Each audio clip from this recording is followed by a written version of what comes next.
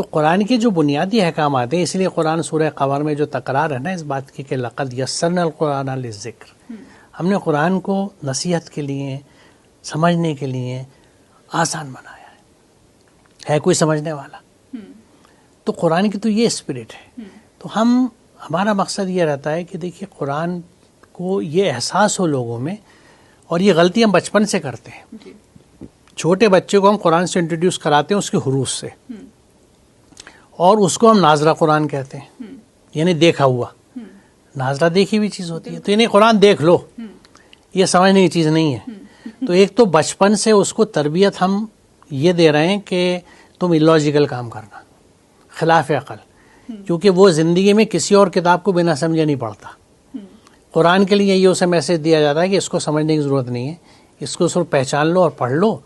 اور دین زور پہ آیا تو تجوید اور قرأت سکھا دی، اور دینی ہمیہ زور پہ آئی تو حفظ کرا دیا. لیکن قرآن فہمی کی بات کہیں نہیں ہوئی. کتاب ہدایت اللہ نے تو اس کی حفاظت کا انتظام اپنے سر لیا ہے، وہ جو بھی نظم ہو اس کا.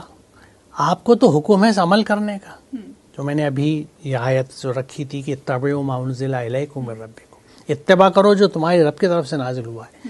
تو وہ اتباع کیسی ہوگی جب ہم سمجھ ہی نہیں رہے کہ اس میں احکامات کیا ہیں. تو یہ اتنی زبردست ایک ہپوکریسی سی ہے، اور ہمارے یعنی سمجھ میں، عقیدے میں اور عمل میں زبردست فرق ہے.